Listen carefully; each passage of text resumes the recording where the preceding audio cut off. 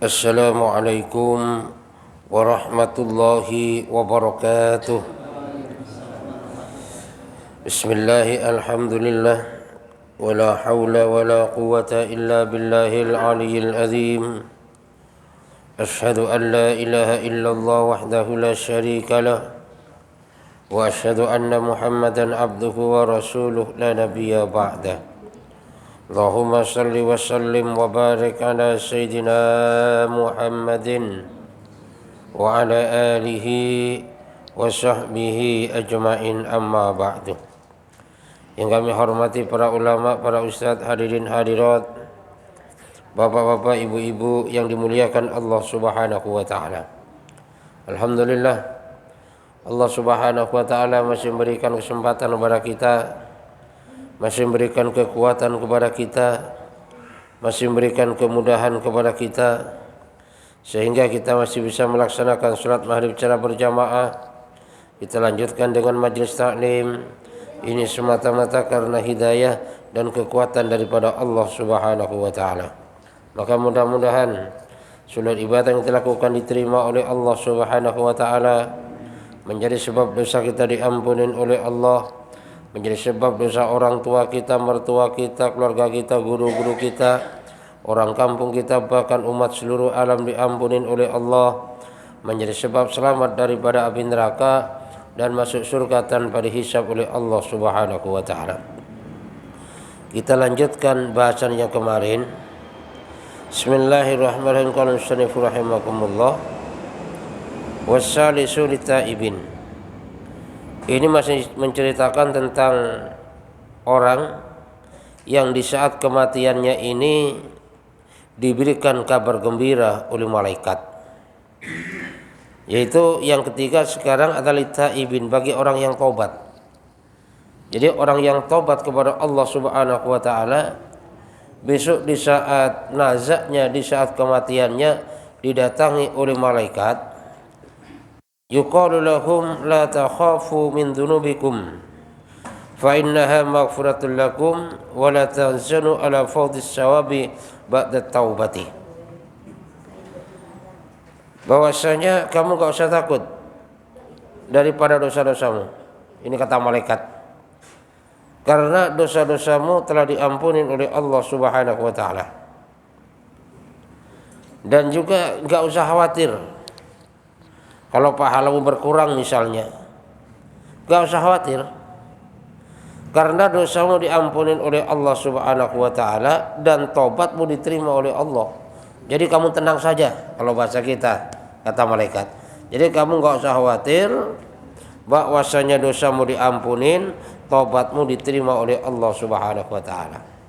Jadi bagi orang yang tobat, besok di saat sakaratul maut didatangi oleh malaikat, di mana malaikat ini memberikan daripada yang namanya kabar gembira. Nah, yang namanya orang datang memberikan kabar gembira, Pak, yang jelas beda dengan orang yang datang nakut-nakutin. Dari tampangnya beda. Kalau orang datang memberikan kabar gembira, pakaiannya rapi, ya, tampan, baunya harum, bersih mukanya. Kenapa? Datangnya itu untuk memberikan kabar gembira. Suatu contoh, ya, misalnya ada orang mau dikasih penghargaan dari presiden, yang datang mengabarkan dari presiden ke rumah orang tadi, yang jelas orang-orang baik, pakaiannya rapi, pendek kata enak dilihatlah. Kenapa? Karena yang dibawa adalah kabar gembira. Beda dengan orang yang menakutkan, datang memberikan kabar yang sangat menakutkan. Biasanya, ya, pakaiannya compang-camping misalkan, atau bahkan rambutnya gondrong, tatonya banyak, serem itu mukanya. Kenapa? Karena datangnya itu memberikan kabar buruk, bahwasanya kamu nanti mau ditangkap polisi. Yang jelas orang ketakutan tuh. Nah, itulah kalau orang yang tidak bertobat kepada Allah Subhanahu wa taala besok di saat kematiannya, ya, maka yang datang ini bukan malaikat yang memberikan kabar gembira, tapi malaikat yang menakut-nakutin. Coba bayangkan, datang bersama malaikat maut dengan bau yang sangat busuk, dengan tampang yang sangat jelek, suaranya menakutkan. Maka pada saat itu orang yang mau meninggal dunia tadi takutnya minta ampun. Dia menjerit minta tolong, tapi nggak tahu kepada siapa minta tolong. Kenapa? Sifatnya sudah gaib. Sehingga anaknya yang di sebelahnya pun nggak tahu itu. Kalau orang tuanya sedang ketakutan, saudaranya pun nggak tahu kalau sedang ketakutan. Kenapa? Karena itu sifatnya sudah gaib. Ya. Nah, maka dari situlah kita harus perbanyak tobat kepada Allah Subhanahu wa taala, karena orang-orang yang bertobat kepada Allah besok di saat kematiannya malaikat akan datang memberikan kabar gembira kepada orang tersebut. Sehingga kalau sudah diberikan kabar gembira udah enak banget, Pak. Fasilitas sudah dikabarkan. Berbagai macam kenikmatan sudah dikabarkan, udah seneng banget. Nah, maka disinilah perlunya kita selalu bertobat kepada Allah Subhanahu wa taala. Makanya di antara syarat tobat yang diterima itu kan an-nadmu, yaitu menyesal. Ini syarat tobat. Jadi harus ada penyesalan bahwasanya tidak akan mengulangi perbuatan lagi. Saya nyesel banget dulu melakukan dosa. Nyesel. Ini syarat tobat. Jadi bukan puas, Pak. Karena kan kadang-kadang ada orang, wah pokoknya gua puas banget sama waktu mudanya. Jadi tobatnya sih bagus, cuma puasnya ini loh. Itu kan sama dengan orang sombong, udah saya mau puas banget, semuanya udah saya lakuin. Dari A sampai Z, tetek, bengek, maksiat, udah saya lakuin, puas pokoknya saya. Nah kalau gini, ini kan ibaratnya orang tobat cuma sombong. Nah, makanya kalau kita mau taubat syaratnya an-nadmu, menyesal dan niat tidak mengulangi lagi. Bukan istilah bahasa kasarnya tobat sambel, Pak. Jadi kalau tobat sambel itu di saat makan sambal kepedesan, tobat lah. Pokoknya nggak lagi makan sambal pedes banget. Perut sakit. Tapi besoknya makan nggak ada sambal nanya masih. Nah, inilah yang disebut dengan tobat sambel. Lah makanya kalau kita tobat, ya udah kita udah niat nggak ngelakuin apa-apa lagi. Misalnya orang tobat dari minuman keras, ya udah berhenti. Bukan apa itu berhenti dari minuman keras karena nggak punya duit, bukan. Duit sih ada, beli bisa, cuman dia berhenti semata-mata tobat karena Allah Subhanahu wa taala. Jadi kalau ada orang yang semacam ini, besok di saat sakaratul maut maka akan diberikan kabar gembira oleh malaikat. Kabar gembira yang akan diberikan, jangan kamu takut bahwasanya dosamu telah diampunin oleh Allah Subhanahu wa taala, dan jangan kamu bersedih bahwasanya tobatmu telah diterima oleh Allah Subhanahu wa taala. Jadi taba yatubu taubatan. Kapan batasnya taubat? Innallaha yaqbalu taubatal abdi ma lam yugargir. Allah Subhanahu wa taala selalu menerima taubat seorang hamba selagi nyawa belum di tenggorokan. Artinya apa? Kalau nyawa sudah di tenggorokan, maka pada saat itu pintu taubat sudah ditutup oleh Allah Subhanahu wa taala. Makanya selagi masih belum tenggorokan, selagi kita masih bisa bergerak, masih bisa beraktivitas, maka pada saat inilah kita kesempatan untuk bertobat kepada Allah Subhanahu wa taala. Kenapa? Karena jangan sampai tobat diantar-antarin. Ya antarlah kalau saya sudah kaya, iya kalau kaya, kalau enggak. Iya nanti dah kalau saya sudah tua, iya kalau nyampe tua, kalau enggak. Jadi yang namanya tobat itu jangan sampai diantar-antarin. Kenapa? Karena yang namanya kematian itu juga tidak bisa diantar-antarin. Kematian itu gak bisa dijanjiin, udahlah malaikat bulan depan aja dah, jangan sekarang, gak bisa, Pak. Kalau memang sudah waktunya udah habis tuh. Baik lagi sibuk lagi apa, habis dah. Kalau sudah waktunya, ya. Lah makanya kita di dunia ini bersiap-siap bagaimana suatu saat apabila Allah Subhanahu wa taala telah mengutus malaikat Israel untuk mencabut nyawa kita, kita siap ya untuk menghadap Allah Subhanahu wa taala. Kenapa? Karena yang namanya kehidupan dunia kan sifatnya sementara. Makanya Allah Subhanahu wa taala sampaikan, "Wa ma khalaqtul jinna wal insa illa liya'budun." Manusia dan jin diciptakan oleh Allah Subhanahu wa taala semata-mata untuk ibadah. Artinya apa? Tujuan manusia ibadah, selainnya itu merupakan satu keperluan. Artinya apa? Artinya jangan sampai melalaikan ibadah gara-gara keperluan.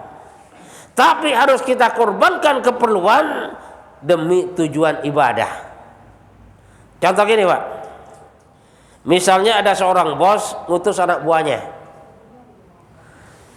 Kamu saya utus ke suatu daerah. Di sana saya buka pabrik baru nih. Tujuan saya ngutus kamu itu untuk ngurus pabrik saya. Bagaimana perusahaan saya di sana maju mundurnya kamu yang tanggung jawab. Ini kata bosnya. Lah, di samping tujuan kamu ngurus pabrik di sana, ada fasilitas. Fasilitas sebagai keperluan apa? Rumah saya sediain. Mobil saya sediain. Berbagai macam yang kamu perlukan dalam kehidupan sehari-hari saya sediain dan silakan pakai sepuas-puasmu. Ini katanya bos. Nah, makanya kalau karyawan tadi sudah berangkat ke daerah karena tujuannya ini untuk mengurus perusahaan, maka yang namanya keperluan ini dinomorduakan. Contoh gini, dia lagi asik nyuci mobil karena mobilnya lagi kotor.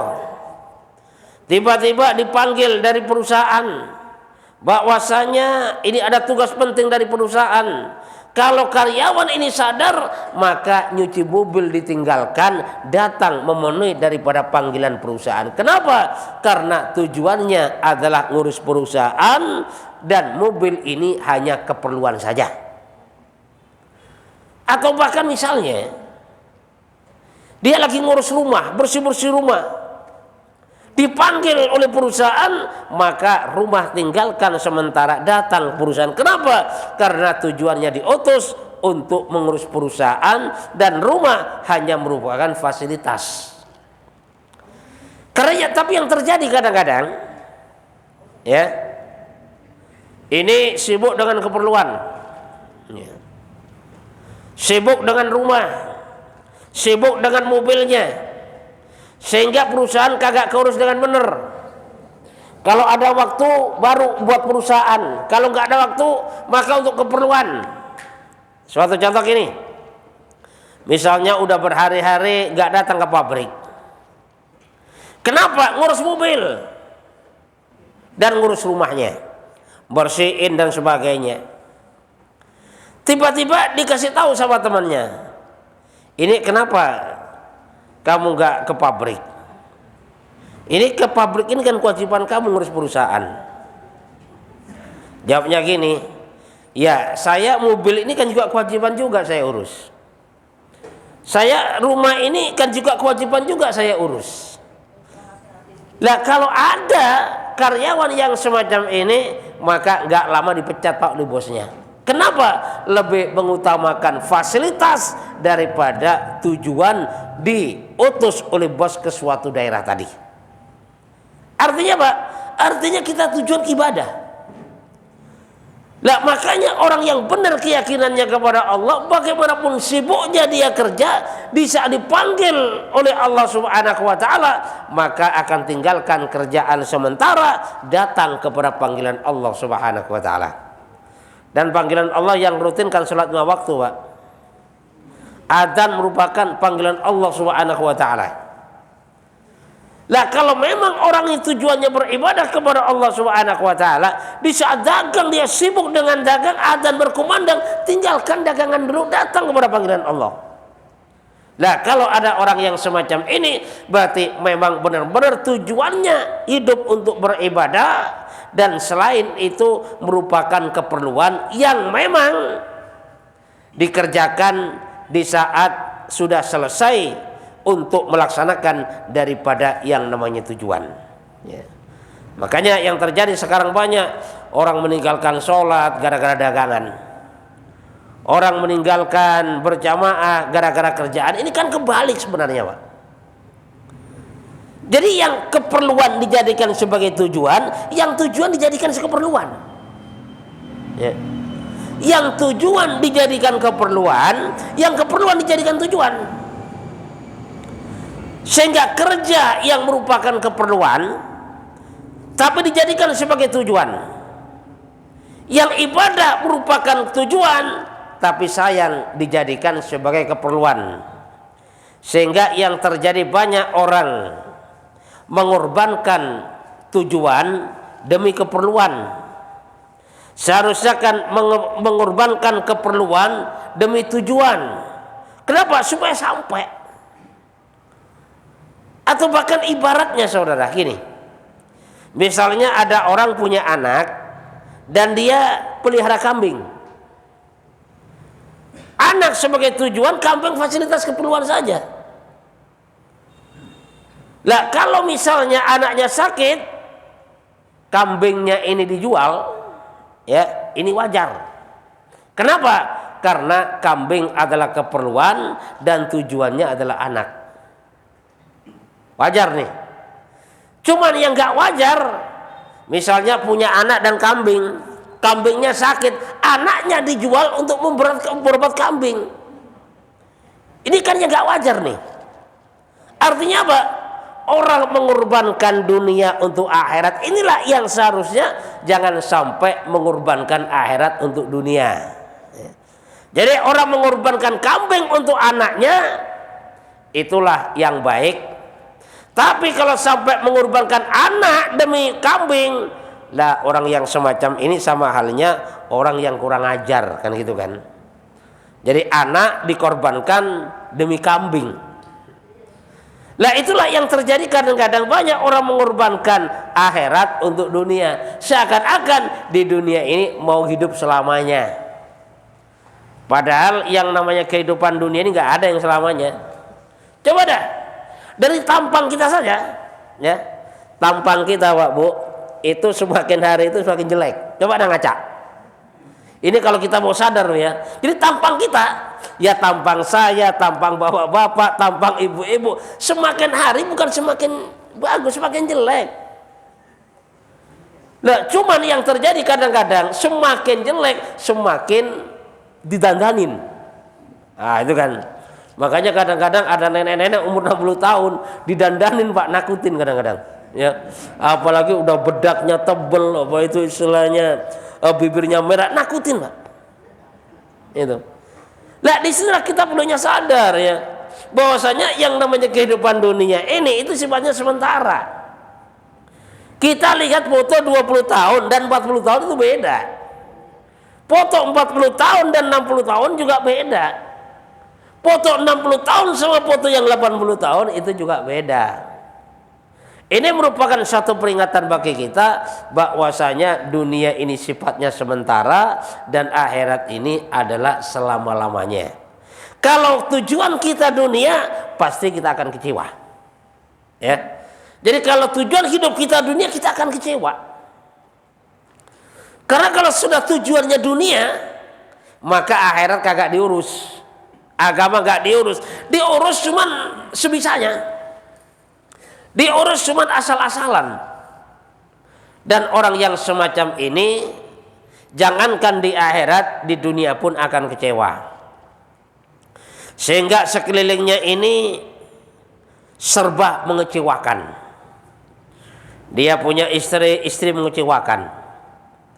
Dia punya suami, suami mengecewakan. Dia punya anak, anak mengecewakan. Dia punya anak buah mengecewakan. Dia punya tetangga, tetangga mengecewakan.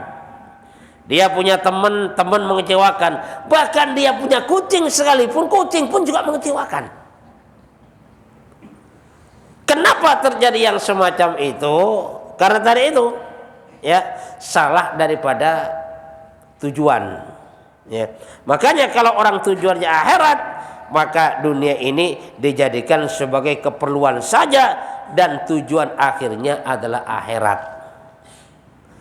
Lah cuman kita mau kesadaran ke sana Pak, ini susah, berat. Jangankan orang yang gak pernah ke taklim, yang biasa ke majelis taklim pun masih berat Pak. Yang mau sadar ke sana itu. Padahal kalau kita sadar, dunia kecil akhirat besar. Kalau kita sadar, ya. Jadi dunia kecil akhirat besar. Cuman yang terjadi sekarang kadang-kadang akhirat kecil dunia besar. Kenapa akhirat kecil dunia besar? Karena yang kita kejar-kejar lebih banyak urusan dunia daripada akhirat. Kenapa? Karena akhirat kelihatan kecil. Lalu bagaimana supaya akhirat kelihatan besar? Mah gampang. Contoh gini Pak. Misalnya di depan sana ada gunung gede. Nah terus di depan mata kita pas kelopak mata ini kita kasih kelereng. Kelereng kan kecil kelereng. Ya. Cuman gara-gara di mata kita kasih kelereng, maka gunung yang besar maka gak kelihatan tuh. Coba dah. Ya, praktekin nanti pulang ke rumah ngadep ke gunung atau ke apa yang besar, tutupin kelereng ini mata, maka yang besar tadi kagak kelihatan, yang kelihatan kelereng kecil. Nah, lalu bagaimana caranya supaya kelihatan gunung? Maka kelereng ini digeser dikit. Kalau sudah kelereng ini digeser dikit, baru kelihatan, oh ternyata di depan sana ada gunung yang sangat besar. Lah itulah artinya kenapa sekarang akhirat ini kelihatan kecil, karena yang kelihatan di mata hati kita adalah dunia. Lalu bagaimana untuk menggesernya? Untuk menggeser agar supaya akhirat menjadi besar, dunia menjadi kecil, maka kita perbanyak bicara kebesaran Allah. Kita perbanyak ingat akan kematian. Kita perbanyak bicara dunia sementara, akhirat selamanya. Kita harus berpikir bagaimana tujuan akhirat. Kita bicara masalah surga, neraka, kubur dan sebagainya. Sehingga apa? Sehingga kecintaan kepada akhirat ini akan masuk ke dalam hati kita.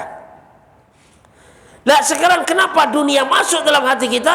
Ya karena yang kita bicarakan urusan dunia tiap hari, yang kita dengar urusan dunia tiap hari, yang kita lihat urusan dunia tiap hari, yang kita pikirkan urusan dunia tiap hari. Maka wajar kalau dunia ini menguasai hati kita sehingga tidak terlihat daripada yang namanya akhirat.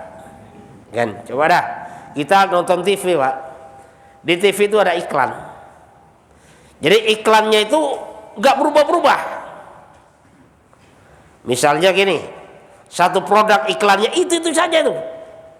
Kita nongkrong seharian ada 1000 kali iklan, iklannya nggak berubah-berubah. Misalnya itu is the best gitu kan, ya udah itu aja dah, nggak berubah-berubah. Nah apa tujuan daripada iklan tadi? Tujuan utamanya adalah memasukkan produk tadi ke setiap hati penontonnya. Sehingga apa? Sehingga kalau produk tadi sudah masuk ke dalam hati, maka produk yang lain dengan sendirinya akan hilang kesannya daripada hati-hati manusia. Itulah ya. Jadi tujuan daripada iklan tadi untuk memasukkan kebesaran suatu produk, kehebatan suatu produk ke setiap hati manusia. Contoh gini, misalnya seseorang ini sudah berpuluh-puluh tahun Pak menggunakan satu produk deterjen, udah berpuluh-puluh tahun. Kemudian ini ada produk baru sama-sama deterjen, padahal juga nggak bagus-bagus amat. Cuman tiap hari diiklankan bahwasanya deterjen ini sangat bagus, ya, bisa menghilangkan noda yang bandel, yang macam-macam, tiap hari diiklankan. Dan kita melotot tiap hari di depan TV. Nah, maka iklan tadi akan masuk dalam hati kita. Nah, kalau sudah masuk ke dalam hati kita, maka deterjen yang sudah kita pakai bertahun-tahun, maka dengan sendirinya akan hilang daripada hati kita. Kalau sudah hilang daripada kita, udah nggak ada kesan lagi, Pak. Udah nggak ada kecintaan kepada deterjen yang lama. Cintanya kepada siapa? Cintanya kepada deterjen yang baru. Nah, itulah bagaimana caranya agar supaya akhirat ini terlihat besar. Maka ya kita perbanyak bicara masalah akhirat. Dunia sementara, akhirat selamanya. Hidup sementara, akhirat selamanya. Saya dulu kecil, terus jadi anak-anak, jadi dewasa. Sekarang saya sudah tua.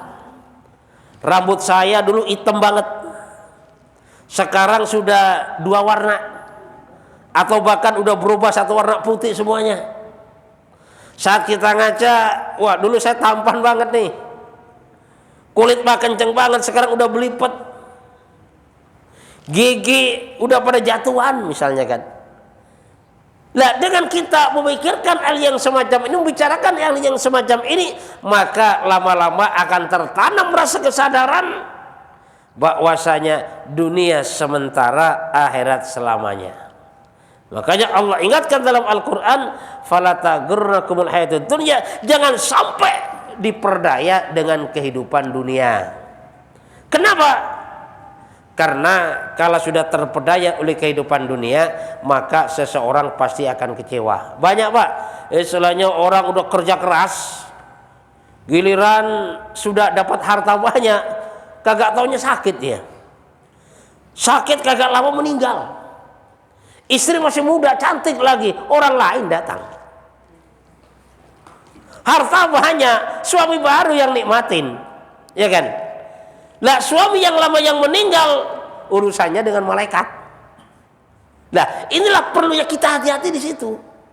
Ya, boleh kita cinta dunia, boleh cari dunia, boleh bisnis, boleh jadi pejabat, boleh. Cuman yang harus diingat bahwasanya dunia sifatnya sementara dan akhirat ini sifatnya selama-lamanya. Sehingga kalau sudah tertanam perasaan yang semacam itu, bagaimanapun sibuknya kita, adzan berkumandang, kesibukan tinggal sementara, datang berjamaah sujud kepada Allah Subhanahu wa taala. Tapi di saat belum masuk perasaan yang semacam itu, belum masuk kecintaan kepada akhirat, yang adzan-adzan, yang dagang-dagang, yang kerja-kerja, sehingga masjid ini semakin lama semakin kosong daripada yang namanya jamaahnya. Maka mudah-mudahan kita ini ditanamkan oleh Allah Subhanahu wa taala perasaan bahwasanya akhirat adalah besar sedangkan dunia kecil, sehingga dalam kehidupan kita bagaimana kita kejar akhirat,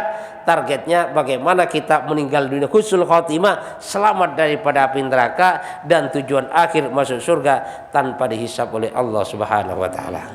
Silakan, Pak, barangkali ada pertanyaan? Ya, silakan. Yang pertama ada di dalam kitab At-Tazkirah. Memang redaksinya agak panjang nih, cuma saya singkat aja. Dikatakan bahwa umumnya zanazah atau ruhnya itu masih mendengar. Ya, ketika di kafani dia meninggal, kita dimandikan dan seterusnya, sampai ketika orang-orang itu membicarakan tentang perihal dia yang baik, dia masih mendengar. Kemudian para yang ziarah pun berbicara yang buruk tentang dia pun mendengar. Nah, lalu sikap kita terhadap jenazah itu seperti apa? Kemudian yang kedua, yaitu tentang fardu kifayah. Tentang fardu kifayah, banyak di antara kita itu yang nyeleneh. Khususnya umat muslim itu sendiri, banyak yang nyeleneh kalau saya perhatikan. Nyelenehnya gimana? Karena menganggap bahwa kalau fardu kifayah itu kan kalau sudah ada yang mengerjakan, yang lain gugur kewajiban untuk melakukannya. Sehingga ketika ada seseorang yang pasti nyari lebih, mandiin. Kenapa kita nggak mau belajar? Kenapa kita nggak mau mempelajari proses itu? Apa nih, mulai dari memandikan sampai menguburkan? Kenapa kita nggak mau mempelajari itu? Harus Kalau udah yang nggak dimandiin tuh jenazah. Iya. Seperti itu. Kemudian juga ketika disolatkan, mohon maaf sebelumnya, kenapa harus kalau saya perhatikan ya, selalu harus ustadz yang menjadi imam. Siapa boleh untuk menjadi imam untuk mensolatkan itu. Kenapa? Apakah dengan sang imam yang mensolatkan itu ustadz atau ulama atau siapa akan mengurangi daripada dosa si jenazah itu? Kan enggak juga. Atau menambah pahala dari jenazah itu juga? Kan enggak juga. Seperti itu. Insyaallah ya. Jadi memang ada keterangan dalam kitab Taqaiqul Akhbar itu. Jadi saat seseorang itu meninggal dunia itu, Pak, ya. Jadi setelah diangkat ya jenazahnya rohnya itu, kemudian dikembalikan lagi ke rumahnya. Jadi ada di sebelah daripada yang namanya mayatnya, jenazahnya tadi. Cuman dia mau masuk kagak bisa gitu lah. Dia terik-terik kagak bisa. Nah, sehingga makanya perlunya kita menggunakan adab daripada takziah. Ya. Karena orang yang meninggal itu tahu itu loh, yang datang siapa, yang cengengesan siapa. Misalnya yang lirik istrinya siapa, ini tahu, ya. Yang ngedoain juga siapa tahu. Gitu loh. Cuman kan alamnya sudah beda. Jadi mereka teriak-teriak cuman kagak bisa. Nah, makanya di saat kita takziah diusahakan ya, kalau memang kita nggak baca Yasin, nggak baca apa, udahlah kita diem aja dah. Ya. Istilahnya kita baca Rabbi firli boleh ya. Allahumma firlah warham boleh, doa ini Allah mudah-mudahan diampuni Allah. Itu tahu, Pak, masuk. Itu doanya. Dan kita nggak usah ngerumpi. Ya kan? Karena misalnya selain takziah ngomongin nanti mancing kemana, pancing diomongin. Ya mungkin kalau bahasa kita yang kata meninggal, sialan banget ini orang kan gitu istilahnya kan. Ngedoain kagak mengerumpi melulu itu kan. Jadi jangan sampai seperti itu ya. Jadi mendingan kita udah sebentar aja kita tinggalkan rumah daripada kita harus banyak ngerumpi di situ. Ya. Karena orang yang meninggal dulu rohnya tahu, cuman kagak bisa masuk lagi. Nah kalau kita masalah bicara fardu kifayah, kenapa sekarang orang yang penting kan sudah ada yang melaksanakan? Karena dia itu nggak paham bagaimana nilainya kalau ikut melaksanakan, tuh kan? Bagaimana nilainya? Coba bayangkan, kalau ada orang meninggal ya, istilahnya yang memandikan, yang menyolat, kita ikut menyolatkan. Kalau dia orang soleh, Pak, dosa diampunin, dosa nyolatnya diampunin juga oleh Allah. Coba bayangkan. Nah sekarang kenapa susah orang nyariin mandiin, ya? Makanya perlunya, Pak, di suatu masjid itu ada pelatihan. Bagaimana setiap jamaah masjid itu minimal satu masjid itu ada yang bisa memandikan daripada yang namanya jenazah. Supaya apa? Kalau ada meninggal nggak cari-carian. Saya pernah takziah di suatu tempat ke teman. Jam 11 siang belum dimandiin tuh. Saya nanya, ini kok kenapa belum dimandiin? Lagi antri, Pak, di kampung sini 3 orang meninggal dunia. Antri urutan ketiga nih sampai siang. Nah makanya perlunya kita tanamkan bahwasanya fardu kifayah itu kalau kita terlibat di dalamnya maka keuntungan besar yang akan diberikan oleh Allah Subhanahu Wa Taala. Ya contoh gini, Pak, sholat berjamaah sajalah. Kan orang menganggapkan sholat berjamaah kan fardu kifayah, sehingga kalau kita sehingga kalau sudah ada yang melaksanakan fardu kifayah tadi, maka kita sudah nggak berdosa. Memang dalam mazhab Syafi'i itu termasuk fardu kifayah, ada yang mengatakan seperti itu, ada yang mengatakan sunat muakkad. Cuman yang jadi masalah kalau kita nggak berjamaah, ya nilai kita rendah, itulah. Coba kalau kita berjamaah, 1 langkah dinaikkan derajat, 1 langkah diampunin dosa. Ketemu saudara muslim senyum udah sedekah, jabat tangan dosa berguguran. Menunggu sholat dihitung sholat.